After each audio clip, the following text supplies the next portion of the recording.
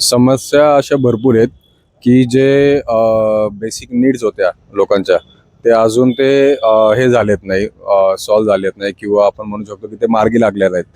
तर त्यासाठी बऱ्याचशा नागरिकांमध्ये हेच हे की आपण काहीतरी बदल घडावा म्हणून प्रत्येकाचं हेच मत आहे की जसं दादांचं नेतृत्व असं, सुप्रियाताईंचं जसं हे आहे, लक्ष असतं आपल्या वॉर्डमध्ये असो किंवा त्यांच्या कुठल्याही प्रभागात असो, की ते खूप ऍक्टिव्हली काम करतात आणि त्यांच्याकडे काही व्हिजन असतं. तर सगळ्यांचं म्हणणं तेच आहे की आपण यावेळेस बदल घडवू. जे आधी झालंय किंवा आपण ज्यांना कोणाला निवडून दिलं होतं त्यांच्याकडून जे आता शक्य झालं नाही ते आपण शक्य करून दाखवू. आता जे काही नवीन चेहरे आहेत, जसं शरद डबडे झालेत, बापू पोकळे झालेत, तृप्तीताई पोकळे आहेत, किंवा आपले भूपेंद्र मोरे आहेत.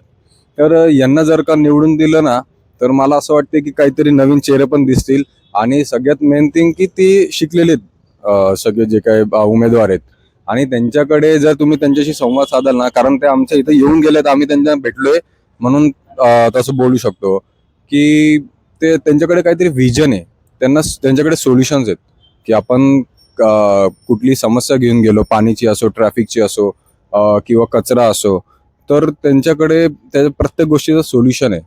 तर आपल्याला असंच हे हवे, उमेदवार हवेत की ज्यांच्याकडे फक्त आश्वासनं नाही तर काहीतरी सोल्युशन तरी कामं तुम्ही बघतातच आता की लोकांचं असंच नाही की आमच्या इथंच किंवा आम्हीच, बऱ्याचशा लोकांचे आम्ही तिथं बघतो किंवा जी सोसायट्यांमध्ये चर्चा होते, तर आमच्या सोसायटीमध्ये पण तेच आहे की कामं झाली नाहीत म्हणून लोकांना बदल हवा आहे.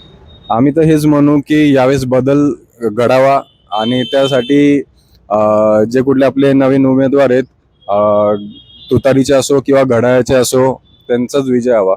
नमस्कार, मी मानसी मनोज आहिरे. मी वडगाव बुद्रुकमध्ये राहते.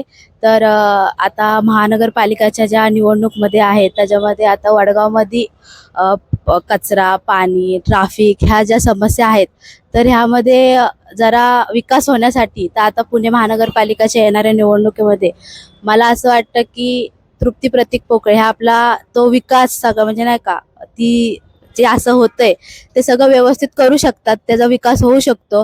आणि मला असं वाटतंय, आणि मी त्यांच्या ऑफिसमध्ये पण जाऊन आले, तिथं सगळं व्यवस्थित आहे. म्हणजे आपण जर त्यांना काय आपली गरज सांगितली तर ती लोक पूर्ण लगेच करतात. आता तर मला असं वाटतंय की तृप्ती प्रतीक पोकळे हा आपला विकास करू शकतील.